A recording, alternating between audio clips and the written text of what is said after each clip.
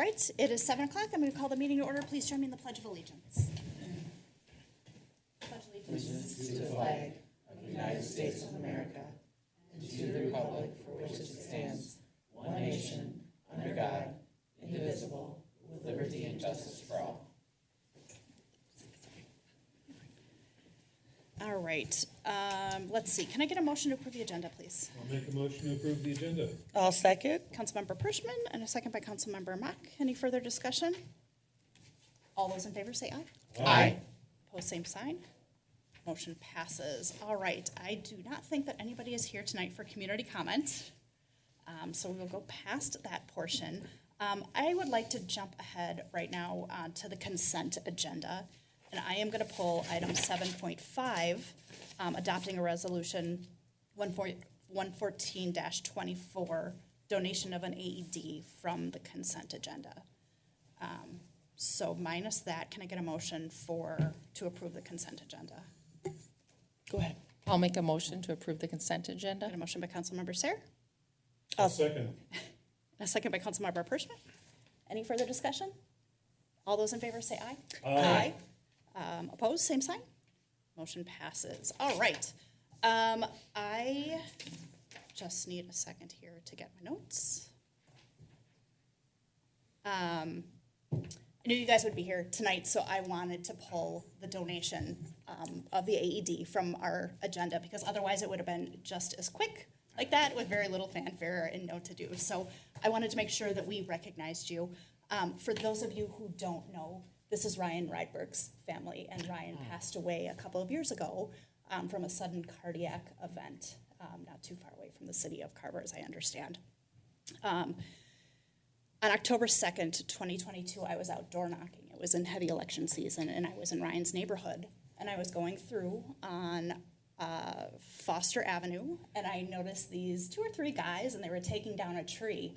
And I was going to give them a hard time because it takes a little bit of time to go to each house. And they were still, it was a big tree, and they were still like working on it. And I was going to be like, you guys don't have it done yet? Like, what's taking so long? But I didn't. A short time later, when I learned of Ryan's death, I was shook by how close I was in his final hours, and how tragic it was that he died so young. He was just 40, and how many folks he left behind who really loved him. I pulled this item from the consent agenda tonight because I wanted you guys to know how significant this donation is to our community and how much I appreciate it. As an aside, last week Congressman Emmer visited the city of Carver, and because he is now the House, I always get this wrong, Majority Whip, he travels with this full security detail. And when that security detail arrived at the getaway where we were meeting with him, they were talking to the staff that was on site, and they were like, do you have an AED? That's one of the questions that they ask wherever he goes. These are incredibly important machines, as you guys know. So just wanted to kind of share that, just to demonstrate how important these machines are. According to the American Heart Association, immediate CPR and the use of an AED can double or even triple the survival rates of someone in cardiac arrest. I think we probably all agree that we hope that this AED never gets used. But if it does, it's so good to know that we'll have it in one of our parks. So I want to thank you, Molly, Kelly, and Mike for this donation. I really, really, really appreciate it. So thank you very much. And with that, if you guys are okay, I'd love to get a picture if that's okay. Yeah. Okay.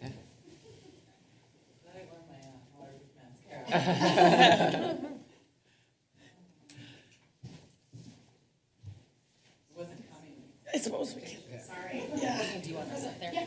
And Tony's been a fantastic help in this whole thing too. You have to get it. Oh, no, I'll take it. I'm a taker. You should be in it. Oh. Sorry, we have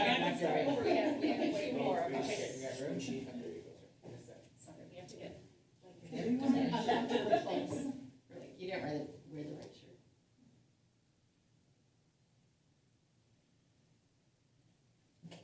Thank you. Thank you. Oh, nice to meet you. Okay. I'm Lauren. Yes. I'm taking another call with you for you. Oh, yes. And I'll jump in here. Okay. Thank you very much. Yeah. Thank you. That's really cool.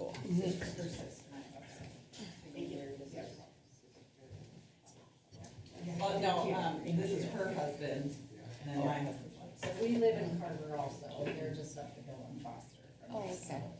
We started this by, it was the 1 year, actually it was Ryan's birthday in July, so it was just before the 1 year anniversary. And I said, what can we do to kind of honor Ryan? And so we decided to raise money for an AED, and I partnered with the city of Chaska on their, through their baseball association. In less than 24 hours, I raised $1,500 just from his family and friends. So I said, you know what, let's do a second one, and we'll do it to the city of Carver. So, Oh, wow, thank you very Thanks much. for letting us be part of it. yeah. Thank Thank you so much. Just one quick story. I shared this, I think, with you by email, but Ryan was a part of a committee that helped kind of design this building and create design principles. So I just want to let you know that his spirit and what he thought of the community lives on for this building. So I just want to thank you for that contribution to the community as well. Thank you.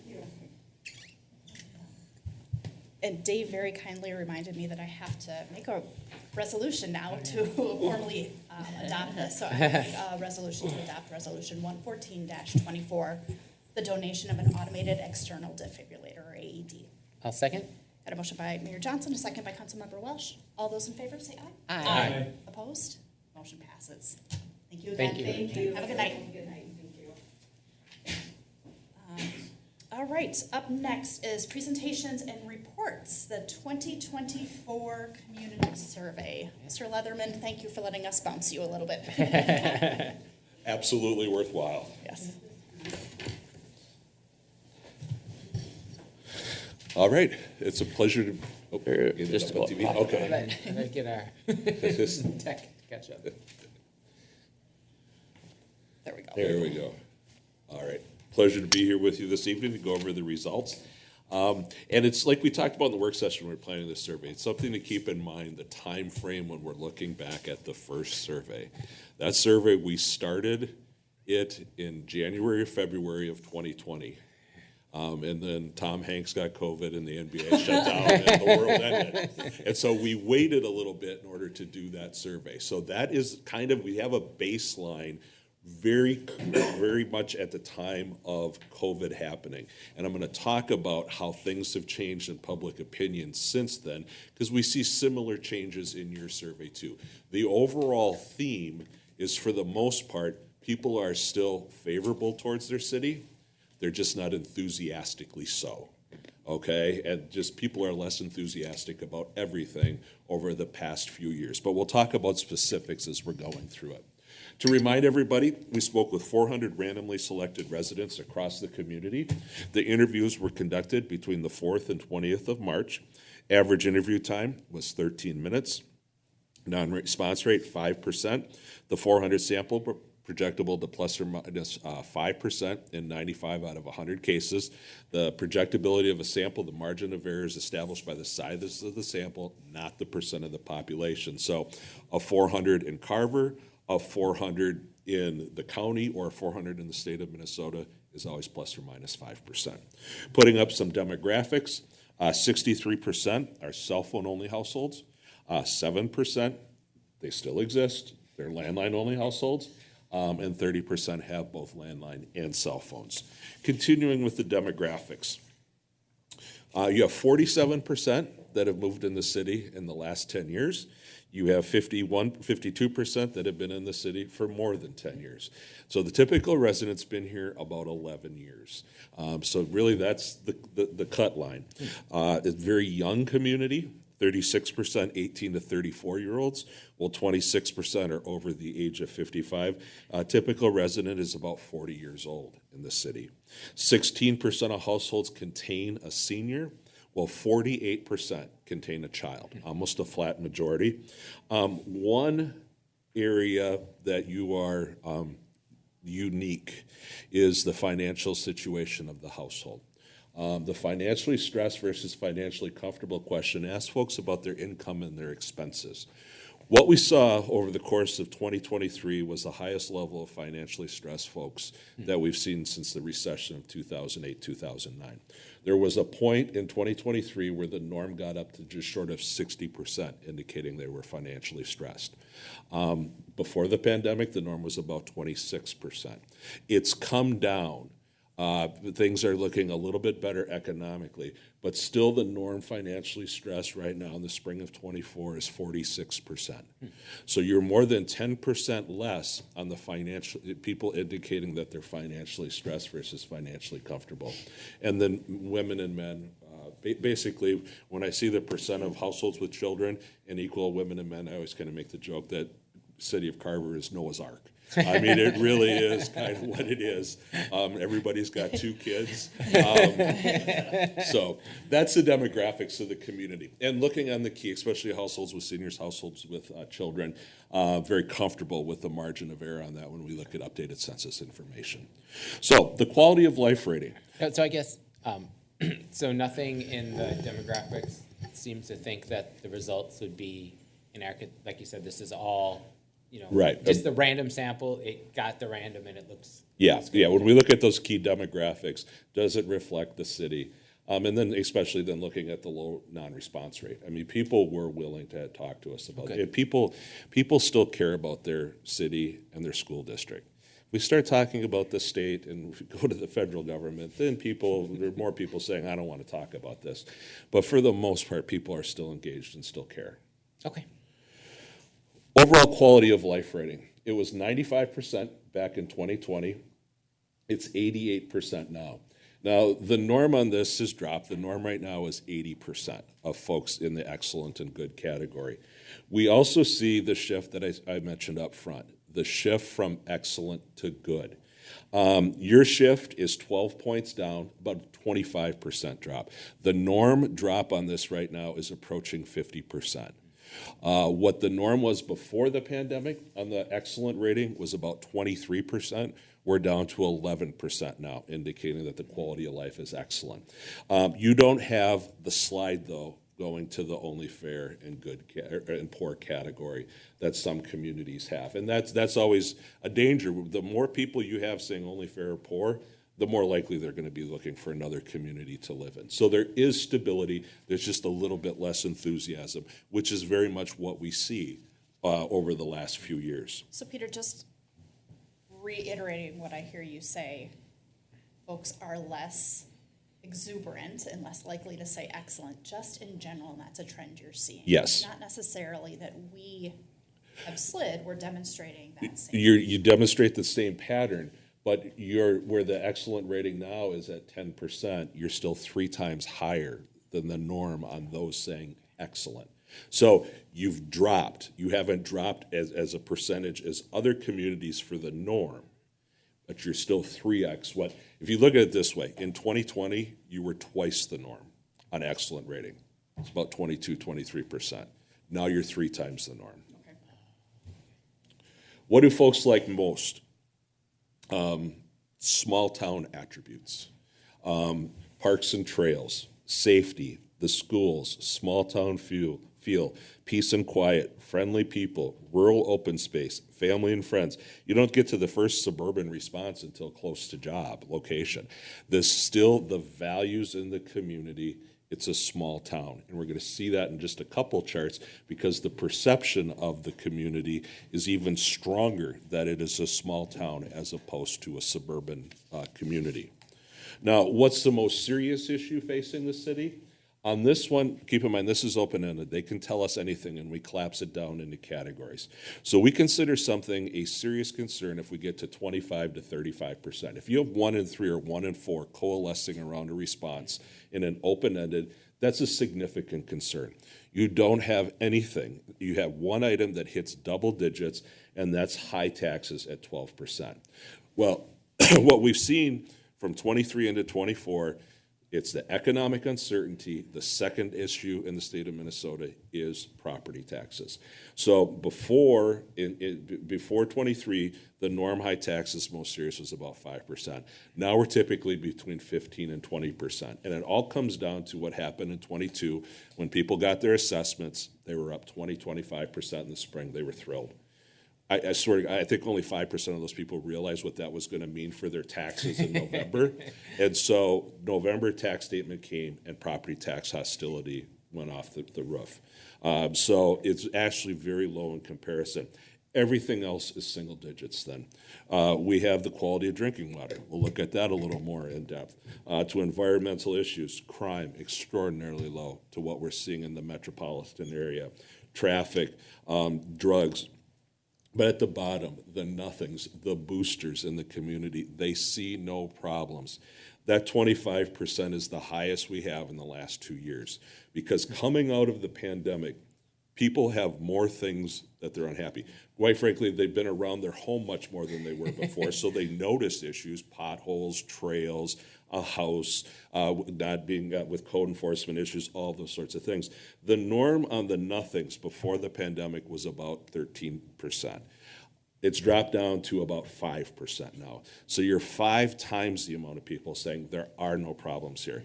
And it follows throughout. They are boosters in the community. They're supportive of, from the council to the staff to the financial management, all of those things. It is a large reservoir of goodwill in comparison to what we see. Not surprising then, overall direction of the city, 90% right direction, 4% wrong track. Norm on that right now is about 80% saying right direction.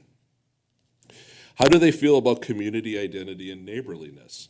Keeping in mind 2020 was just after the start of the pandemic, 92% were favorable then.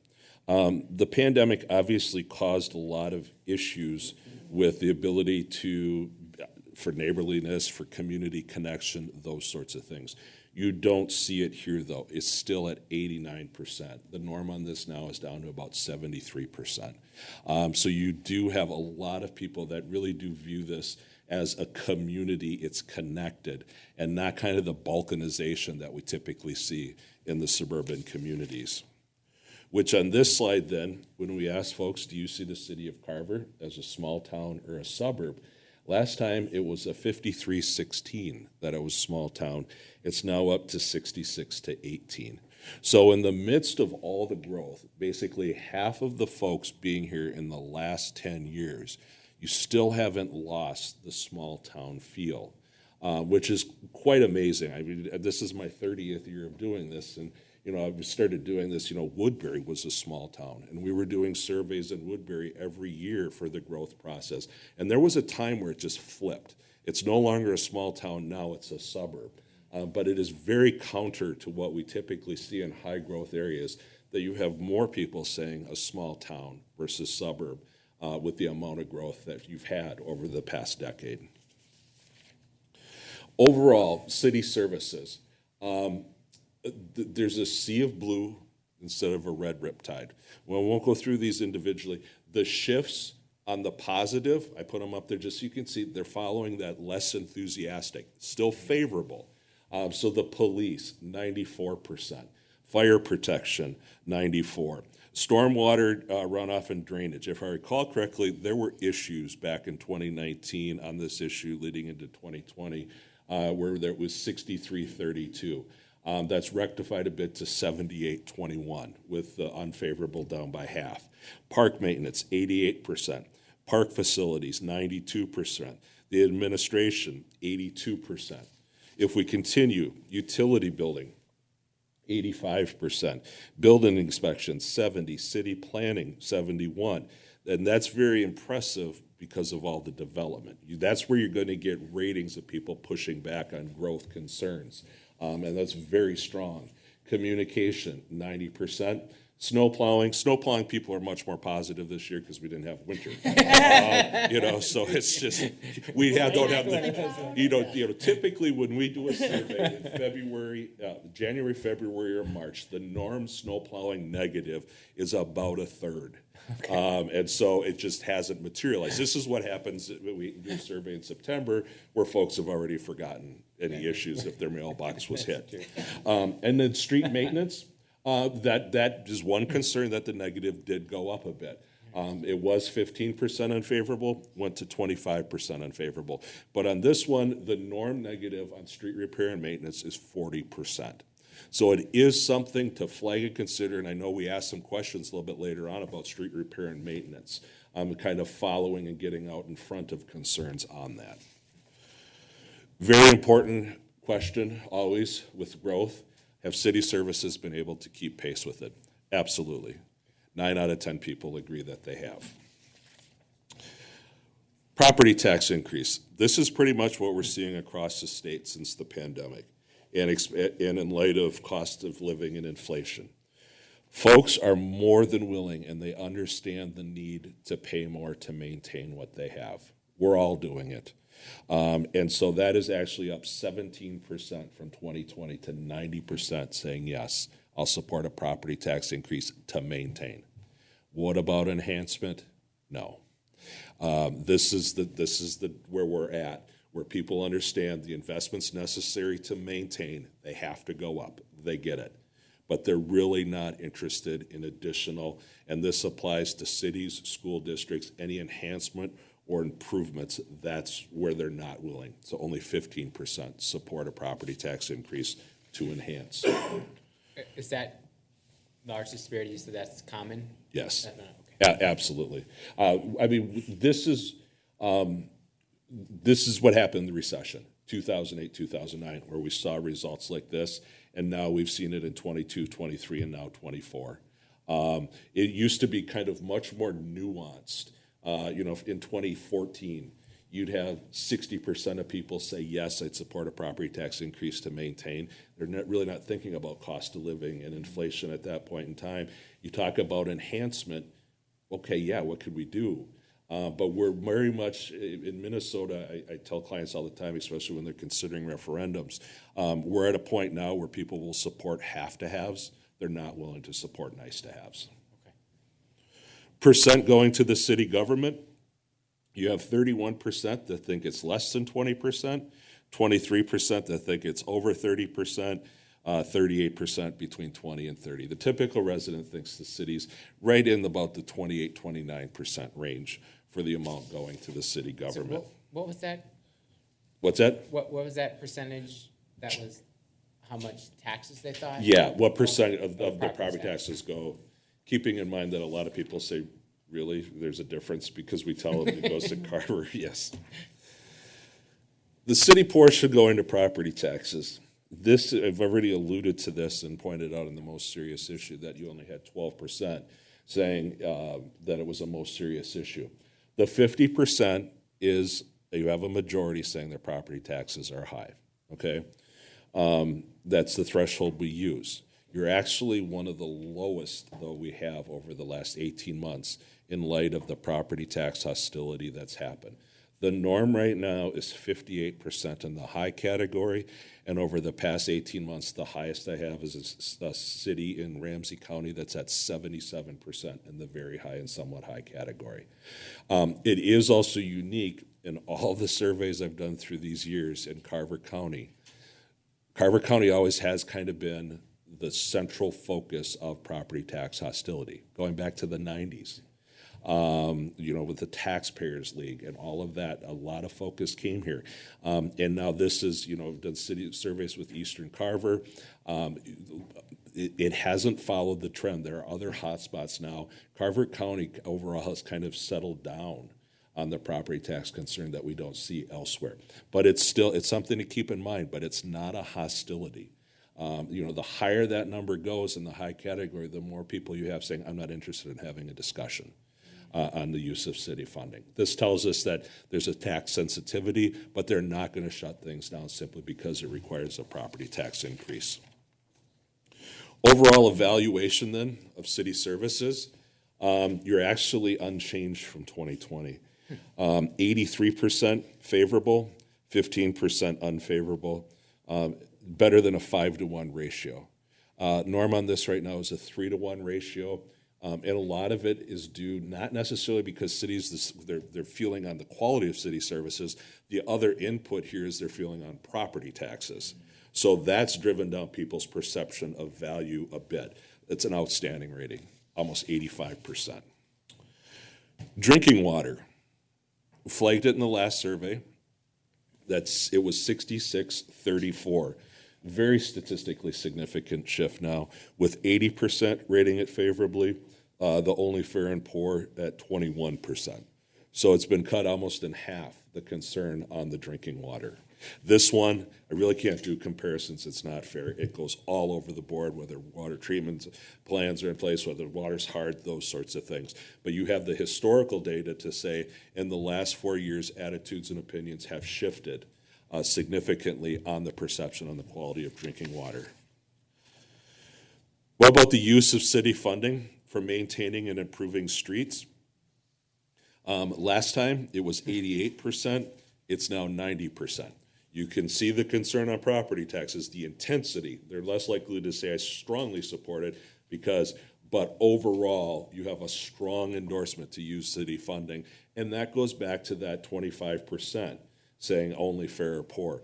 Basically, a lot of the people talk about when you get out this far, if they have a job in Minneapolis, they don't want to have Minneapolis streets. That's a common theme we hear in the suburbs as a baseline. So folks are willing to invest in this. Basically, we saw that 90% earlier, saying I support a property tax increase to maintain. It's basically a 1-for-1 into this one. I know we talked at the work session about adding questions on speeding. Speeding as a whole. 41% think it's at least somewhat serious, 7% very serious, while 59% say not to or not at all serious. We followed up with the 2 new questions and asked folks, do you support reducing the speed limit to 25 miles an hour on residential streets in the city? 63% support, 32% oppose. But if we look at intensity, only 25% feel strongly one way or the other. It's 16-9, so it's a little bit better, a little short of 2-1 in favor of a 25-mile-an-hour speed limit. The next question, though, do you support the use of city funding to enforce the 25-mile-an-hour speed limit? Now we go from 63% down to 55%. I will put the caveat on here, though, because we're still conceptual. And we know that people's opinions on funding will be based on how much it costs them. Okay, so the 55% now is the ceiling of support for city funding. When you actually put a dollar amount, it's like when I work with a school district on a bond referendum. Do you support X, Y, Z? Absolutely. How much do you support? $10 a month, which would get you half of X, not going to get you Y or Z, because there's a big difference in moving from conception into the reality. So that 55% is the ceiling on support for the 25-mile-an-hour speed limit, realizing the dollar amount could impact it further. So just as a clarification, so we have the 63% who said they are in favor of reducing it. Of that 63%, 55% of, because that, if you opposed it, you didn't go on to the next question. Is that correct? Let me double check that.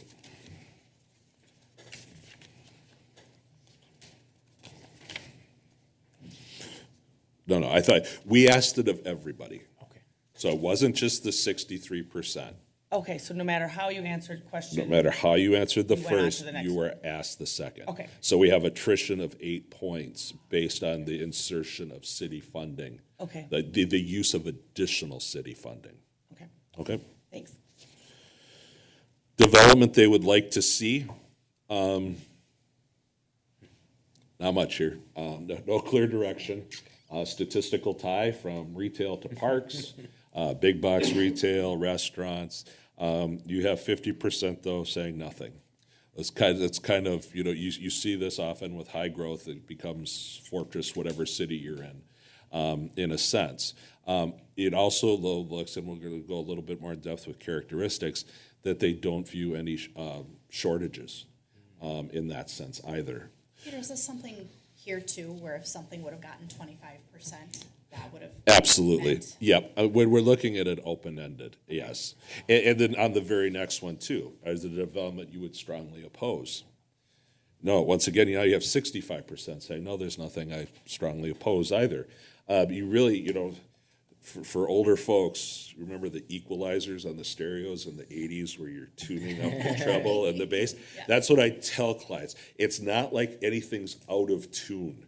You're just fine tuning on the equalizer when you see this. So, from all housing, marijuana shops come up, parks, those sorts of things. But there's not one thing that they're automatically against the city bringing in. Peter, I have a question on that one and the one before it. Were they given examples of these, No. or they set them? Completely open-ended. Did you collect any data points on the scattered? Yes, I could. Yeah, I could tell you this. It'd be interesting to hear Yep. just a few. Sure. Yeah, ones, yeah, especially the one that was the 12%. yeah, absolutely. I can pull those out. It's just the scattered. If it's 1% or less, it just goes into the scattered category. I only put out 2%, but yeah, absolutely, I can put that. There's always some fun ones in there too that people come up with. Yeah. Do people support providing financial incentives? This kind of is in line also because this comes into property taxes and city funding. Still a majority, and understand this change in, before 2008, the recession, people opposed city incentives for bringing in development. You were at 80%, you're at 69%. Norman, this right now is about 70% support. So we do have the drop, but that drop is much more at the macro level concern on taxes, city funding, and the question is this maintenance versus enhancement. Realizing and looking back, you still have a vast amount of people that say there's really nothing needed. Yeah, so you say that that's correlated, right? Because people didn't think there's a need for development, they don't support Correct. financial incentive. Correct. So an overall evaluation, then going through city characteristics, and this is set up like a stoplight. Green, go, bring more. Red, stop. There's too many. Yellow, caution, right in the middle. Basically, 49% is the lowest about right, 45%. But you do have the vast majority of the public saying you have about the right amount. Now, when we look at this chart, I always look at the difference between too few and too many. So on rental apartments, you actually have 9% more in the community saying there should be more. Condominiums and townhomes, 14% netting out more. Starter homes, 38% more. Move-up housing, it's actually a -5. High-end housing, it's a -10. Assisted living, 21% want more. One-level housing association, 24% more. Affordable housing, 33% more. So stop at the housing for a second. You can see a clear theme. And it starts to happen in communities as they're growing, and especially a lot have children, where people, they love the community, and they're worried is there going to be a place for their child to come back and live in that community. And this happens in Woodbury, this has happened in Minnetonka, Maple Grove, Plymouth, right around the metro area.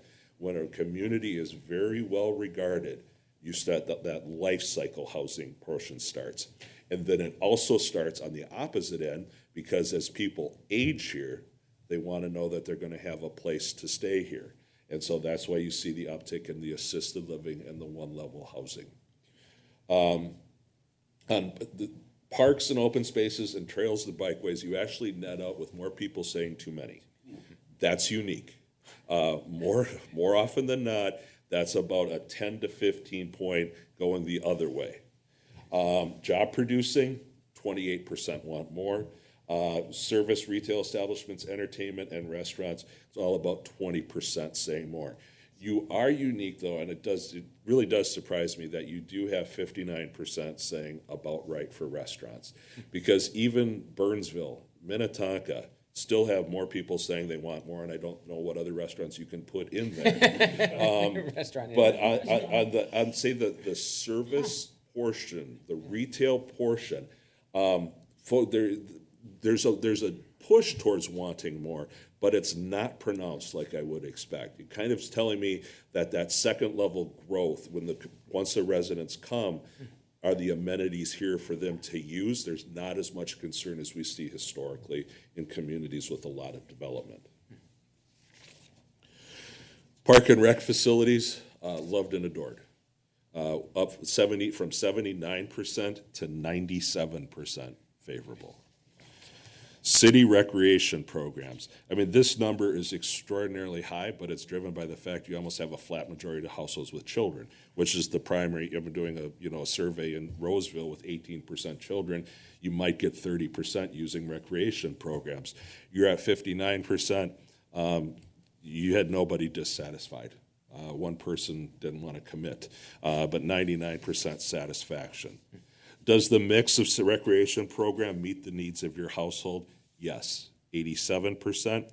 What about the mix of park and recreational needs? Yes, 88%. And I kind of see that earlier on those characteristics where folks are saying, there weren't a lot saying we need more in that sense. You kind of hit the right balance in people's minds. What about, would recreational program use increase? Would you be more likely to use it if it was in Carver versus Chaska? You have since high usership. It's hard to go much further than that. And so you had 33% indicating much more or somewhat more, but 2/3 indicate it wouldn't make a difference. It's kind of the suburban. They're willing to cross lines, and they probably, since there's such high levels of satisfaction, if there was more dissatisfaction, that would potentially drive people saying, yeah, I would prefer it. But it's kind of one of those things, if they're happy, there's no reason for a change. What about leaving the city of Carver? 2/3 leave the community on a regular basis. How do they do it? 80% drive alone.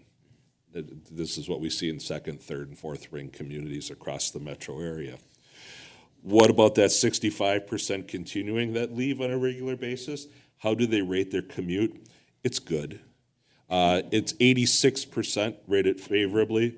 Only 5% say only fair or poor.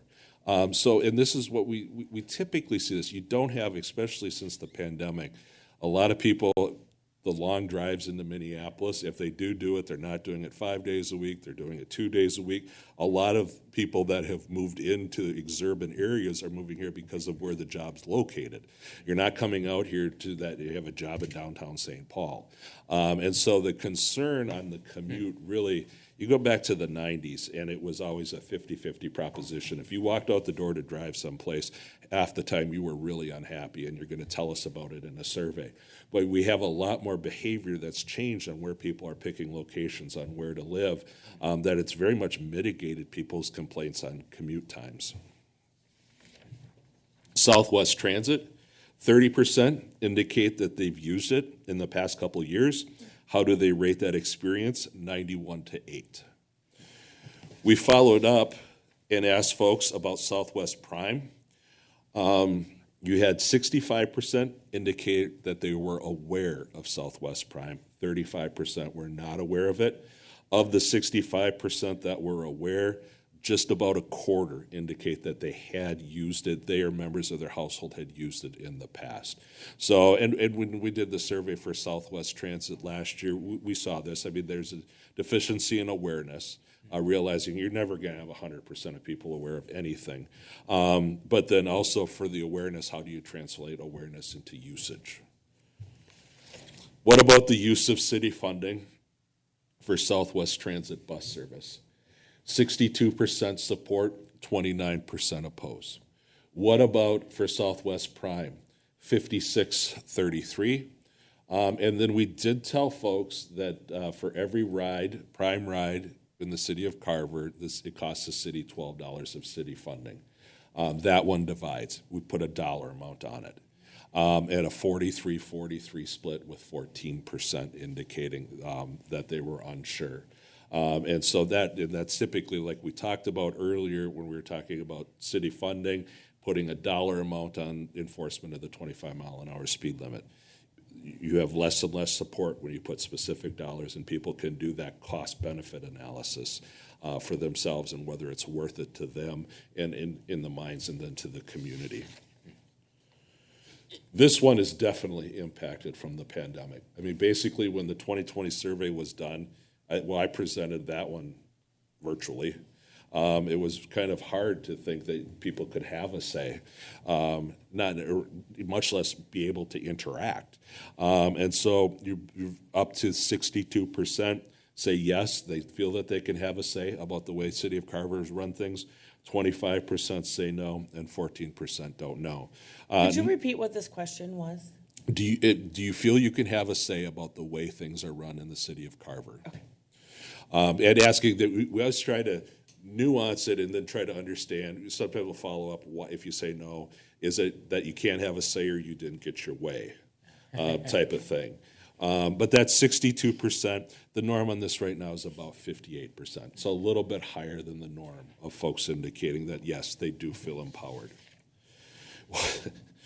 What about knowledge of the mayor and city council? Well, in 2020, people checked out on local government as a whole. Or we're doing an awesome job now. I like that answer. That too, in a sense. But you saw it, and we saw it everywhere. Especially, people at this point in time, they were watching to see if we should mask or not mask, social distance. Then we were going to social justice. I mean, people were not paying any attention, and that's reflected here. 28%, a great deal or fair amount. 73%, no idea. Now you've actually reversed it, and now I would call it life in a fishbowl. You have 63% indicating they have at least a fair amount. The norm on that right now is about 38%. So, because the cities were lower, like you were in 2020, and a lot of the people haven't re-engaged, especially non-parents. The thing you have going for you is almost a majority of households with children. They're much more likely to be engaged with their local levels of government. So that 63% is large amount of people paying attention, which is actually then, if you think about this overall, sometimes the more awareness, the more familiarity doesn't necessarily breed admiration. It breeds contempt. That's not the case here whatsoever. You have more people paying attention to what's going on. As we've seen going through this survey, they're very supportive of what's going on. City staff rating, it was 75% back in 2020, up to 83% this time. 83 to 16 on a ratio, better than 5 to 1. Norm on this right now is about 4 to 1, the typical. So similarly, like we've seen, the city staff is very highly regarded. Contact with City Hall, very high levels of folks saying that they've contacted City Hall during the past year. Norm on this is about 35%. You almost have a majority saying, yes, they've contacted. So that 47%, so in this one, we pull out that 47% and ask the next 4 questions. How do you rate that contact? Just outstanding. Keeping in mind the threshold for public service, favorable ratings is 80%. Wait time, 94% favorable. Ease of reaching help, which is kind of the Achilles heel, especially coming out of the pandemic. Extraordinarily high, 94%. The courtesy of staff, 96%, and the efficiency at 92%. Nets out that on those 4 service dimensions, the city comes in at 94.5% on all 4, just at the top of the range for customer service. I think this one is worth a call out. I doubt that there's anyone in this room who didn't know or didn't think that our city staff is awesome, but they are awesome. This is just phenomenal. Mm-hmm. Yeah. Where are folks getting their information? City website, 28%. City newsletter, 25%. And let's add up social media, because we differentiated city and community. City community Facebook, 8. City Facebook, 8. City and community Instagram, 4. Community Facebook, 3. I actually have 23% indicating that their principal source of information is social media. Okay? That's about 4 times higher than the norm. This is open-ended. They can tell us anything, and it's typically 5 or 6%. Most people don't want to admit that social media is their principal source of information about anything. Your folks are very reliant on it, though. If you look at the city versus the community, the city, it's 16%. I'm sorry, it's 20% indicating the city social media. On the community side, it's 17%, kind of, because we did the both category. So it nets out that they both have an impact. It's kind of, you only have 3% indicating community Facebook. And that's kind of that echo chamber that a lot of communities have of that sort of thing. So at the same time also, because there's such high reliance on social media here, word of mouth is extraordinarily low at 5%.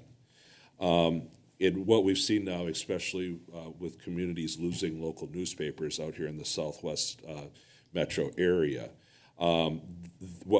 typically, and part of it's driven, the growth of word of mouth is exponential. As papers either disappear or they don't cover cities like they used to, especially us older men who would typically read a newspaper, now just gossip.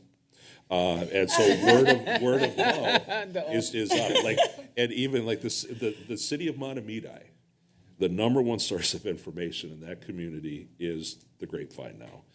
The newspapers basically disappeared and it's switched over. I think part of this is also generational, the youth of your community, and basically driving the social media aspect of it. So, before we jump, so the city website and newsletter, is that common to have those that high, or is it?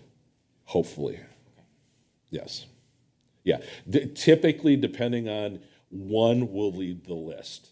Okay. It depends very much on demographics also. Sure. The older the community, the more likely it will be print will be the preferred. The problem, the good side of the website is it's always available. The bad side about it is it requires a proactive action by the user. And for the most part, if people are happy, they don't have any issues, there's no reason, they're not going to go surf the website to pick up information at night. Sure. Peter, did we ask this question in 2020? I'm curious. We did. Yeah, we did. I'd have to look at it. Okay. Yeah. Because we made some pretty significant changes. Yeah. We have a good website. Yeah. How do people prefer to receive their information? 27% the newsletter, 24% website, email and e-newsletter 10. If we just look at this, typically I tell clients, look at this print versus electronic.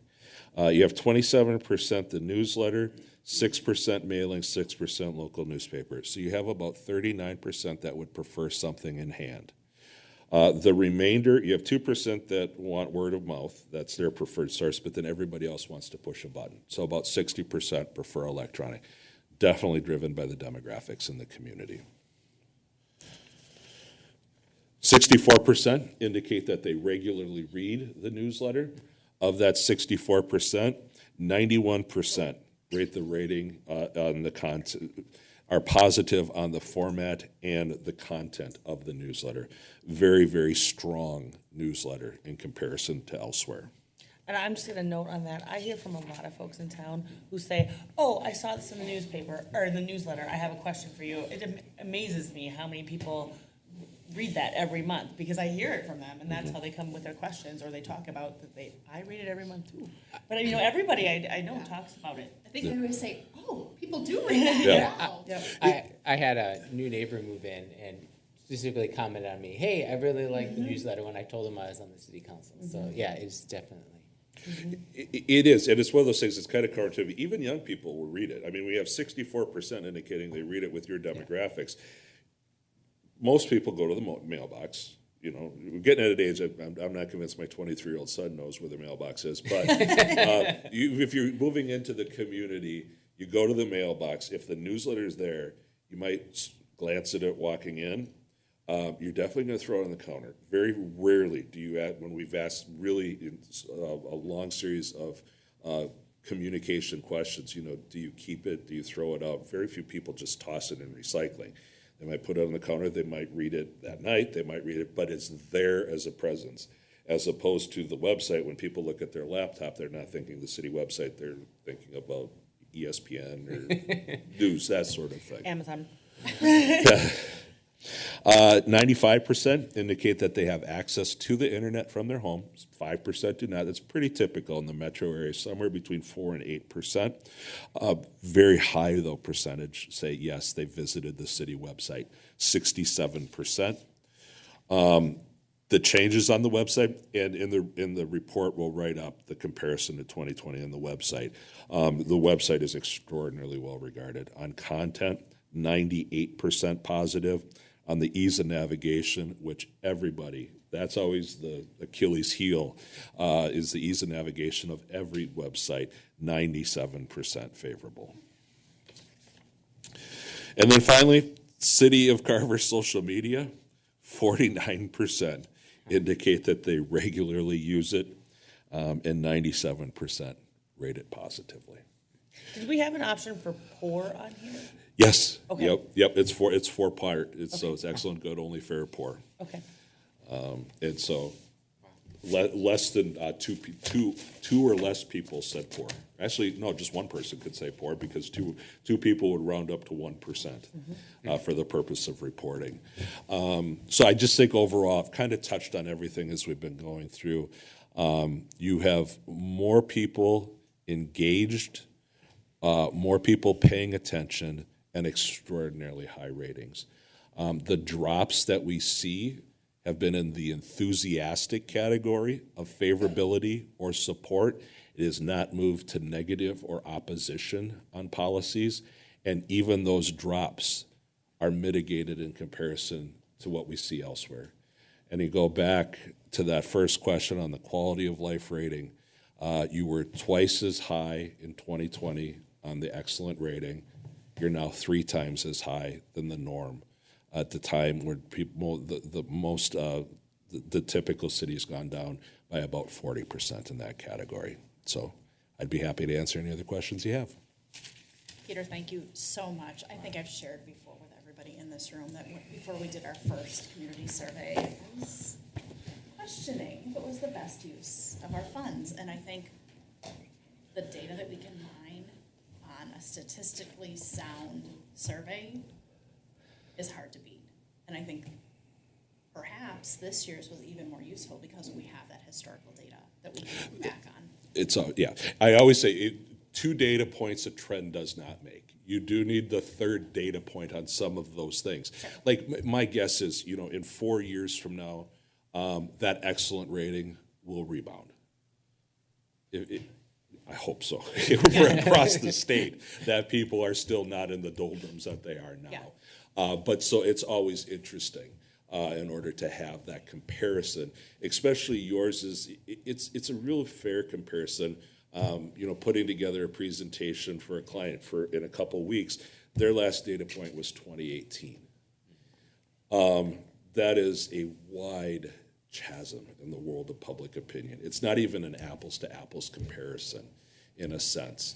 And so you see the trends coming in, and it was just a unique time that we have data for your community back then. So that leads in nicely to my next question. Are we doing, what's the right frequency? And I know Well, it's a budget as a business owner, I would say every 6 months. every other week, Every other week. every other week. Okay. But that is Small community, remember small town as your listeners demonstrate. I do have a conscience. So I would say I was meeting today with the city of Dayton, and they're very interested. They're a high growth area up in the Northwest Metro with their population growth. And we were talking about my presentation tonight, and they're trying to get a sense. At the peak of growth, like I think back to a Woodbury would do a survey every couple of years. But if you go to a community like Roseville, maybe every 8 years, I kind of look at it for the first category on residential longevity, less than 2 years, less than 5 years. If you have 20 to 25% in those categories, that's a quarter of people coming into the community that are new, that can fundamentally change the opinions and feelings towards the city. And so I think a 2 to 3 year window. I do have a few clients that do it annually for other reasons that they choose to do it, and they're not high growth. It's just more political and based, but that's a reasonable window. Kind of using that threshold of when you're going to hit 25% new residents that can really change people's opinions. Awesome, thank you. Yep. The only other takeaway that I wanted to share with this is, I think we all spend some time on social media, which can be absolutely demoralizing, and you can think that we're doing it all wrong. And I think the absolute biggest takeaway from the survey was, like, we're headed in the right direction. We're doing very, very well. People like us. They think that staff's doing a great job. They're familiar with us and our roles. Like, hey, it's good to realize that social media is just one marker, but it's oftentimes the same dozen or so people will be negative, even if it's something positive. So, thank you. More than welcome. Comments, thoughts, questions? I have a question about the sample pool. When you say 3 times the quality of blood, that's great. What are we measured? What is that average against? Is that the surveys you conduct nationally, Minnesota? It's our own internal surveys over the years. And so, I mean, we work with communities all over the state to establish norms, but then we always do a spring and a fall survey. And, you know, we pay for it, so we ask all sorts of interesting questions, but we always want to set baselines and fill in gaps on information so we can establish norms. So the norms I'm talking about, basically, I'm doing it in the 18 to 24 month period of what we've seen. You know, you look at key areas of delineation. The reason I'm using 18 to 24 months now on cities is because of what happened in 23 with property taxes. It's not fair to go back to 21-20, what it was, but the comparison is our internal database. What's the sample size? How many cities are you comparing this to? Well, it would be the whole, it's the cities fed into our internal surveys. Right. So it is exhaustive. 50, do you do this for 50 cities? Easily for 50 cities, and then fill in the gaps. And then with the statewide, you know, I separate out outstate. You're not going to compare you to outstate. I pull out Minneapolis and St. Paul because there's no point in doing a comparison there. So I have the 7-county metro area, but then I can also look at exurban, first, second, third ring communities. Thank you. Yep. Just wanted to qualify if that was the Yep, case. absolutely. Chrissy? Thank you for coming and sharing this wonderful information with us. It's very insightful, and I'd like to have some time to think about it, review it some more. Yes. Can we have this on a work session so that council can, in the near future, can talk about some of these data points that we Yep. are digesting tonight? And I will get a report out to you this week. I just was waiting to put the finishing touches on it after hearing any questions and comments. But, you know, like I always say, when I come out and present, I always feel you all are drinking water through a fire hose. It's just so much data, and it's hard to process it all. So, you know, once, if you have a question after the work session tomorrow, let Brett know, and I'm happy to answer any questions that come up because it is kind of overwhelming. Okay. Yeah, we'll schedule it for a work session. We'll put all the raw data, the report, the presentation, and the council will have some time to kind of develop some strategies or next steps that you'd like to take with any of the information. Perfect, thank you. I guess I just had one, maybe a summary question, like, so does it all seem consistent, right? The right direction is high, 90%, and then all the other ones, they all seem to line up. Is that your perception too, right? You know, everything seems about right, people are happy. Yes. To me, it feels all consistent. I just want to make sure from the actual. Right, You know, and in doing this for 30 years, more times than not, there is an incongruity to the Okay. data. This one is pretty darn consistent throughout.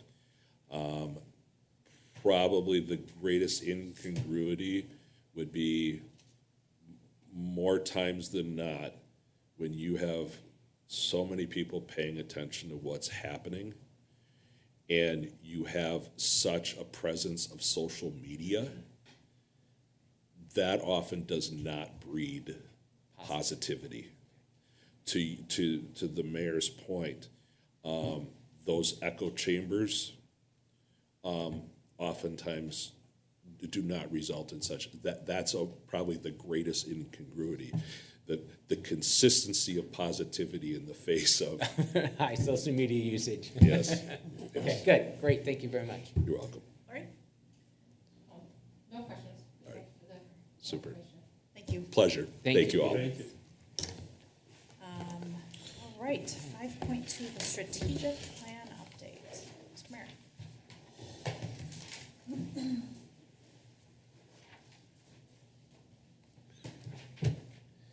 Thank you, Mayor and Council. So just reviewing, fit pretty well, I think, tonight with having Peter go over the community survey to see some of how that new information might shape your views about the strategic plan and maybe future conversations.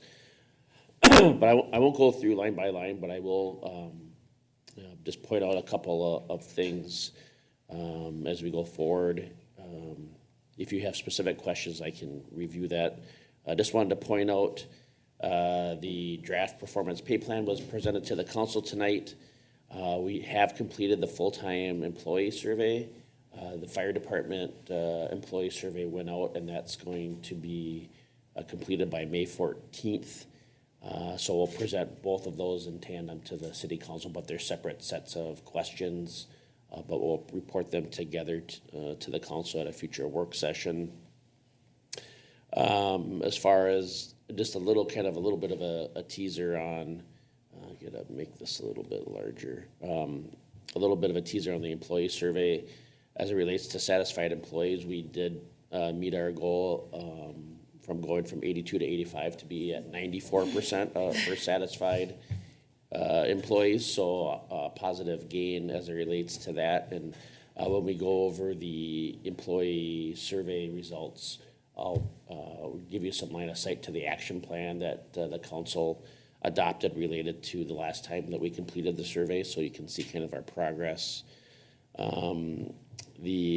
Conduct the classification and compensation study. So Leah Davis with Abdo will be out at your next work session on the 20th to review that. You can see the targets related to commercial industrial. I did want to kind of point out just a couple of new pieces. The zoning code is still in review by the planning commission, so there's a lot of topics contained within that. Aaron is planning to put a marketing plan for development within the confines of the 2025 budget, so you'll hear more about that as the budget process begins here. Pointing out, so as far as it relates to park amenities, the 2 new pickleball courts in Lions Park, as it relates to, this is an ultimate, knock on wood, on track for reducing service disruptions in the city and retrofitting systems. And then just kind of pointed out, kind of took from Peter's presentation in advance, kind of relation to Councilmember Mock's question about reviewing the survey results. Interested in kind of hearing about the council's feedback on direction on communications related to what you're experiencing and these survey results, and what we should be doing with these strategic initiatives related to communication strategy, engagement, and satisfaction. I think that selfishly informs part of the process, but I think it'll be really helpful for the council to develop some guiding principles or strategies that you'd like to see employed that would basically serve as the ingredients to some of these pieces. So I would offer that as some of the next steps as we go forward. So happy to answer any questions on any of the topics that I mentioned or other items within the strategic plan that you'd like an update on. I have one it's at the top for targets. So increasing our bond rating from AA to AA plus by 2025. Obviously, we're in 2024. How are we falling with that?